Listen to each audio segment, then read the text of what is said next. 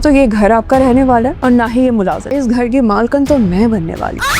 मोहिनी ने अपनी सास को ठिकाने लगाने का पूरा बंदोबस्त कर लिया है, क्योंकि जारून और उसका ससुर तो मोहिनी के पूरे कंट्रोल में हैं।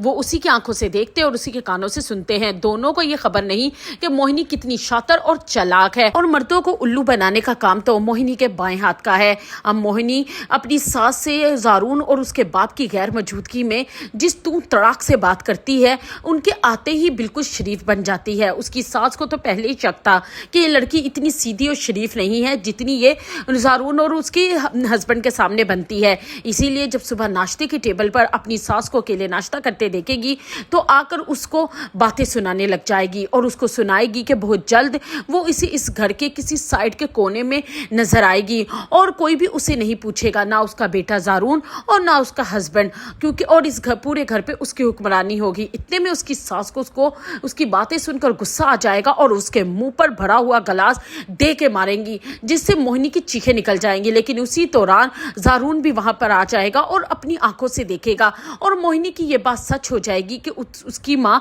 ज़हनी तौर पर पागल हो चुकी है और वो किसी वक्त भी किसी पे भी हमला कर सकती है। और जब वो देखेगा कि उसकी माँ इस तरह वायलेंट हो रही है तो अपनी माँ से कहेगा कि ये आप क्या कर रही हैं, आप मेरी बीवी के लिए इतना दिल में कोड़ रखती हैं कि आप मेरी गैर मौजूदगी में अगर उसके मुंह पे पानी फेंक सकती हैं तो कुछ भी कर सकती हैं। जारून की माँ अपनी सफाई देने की कोशिश करेगी, अपने बेटे को समझाएगी कि तुम्हारी बीवी जैसी है वैसी नजर नहीं आ रही। लेकिन जारून अपनी माँ की एक नहीं सुनेगा, क्योंकि वो मोहिनी की मोहब्बत में तो पहले ही पागल हो चुका है। उसे तो अब मोहिनी की ही आंखों से नजर आ रहा है और मोहिनी के कानों से सुनाई दे रहा है। लेकिन मोहिनी अपने इस मकसद पे कामयाब हो जाएगी कि जारून के सामने उसकी माँ का ये वाहिलाना रवैया आ गया और अब बहुत आसानी से वो जारून को उसकी माँ के खिलाफ कर सकती है।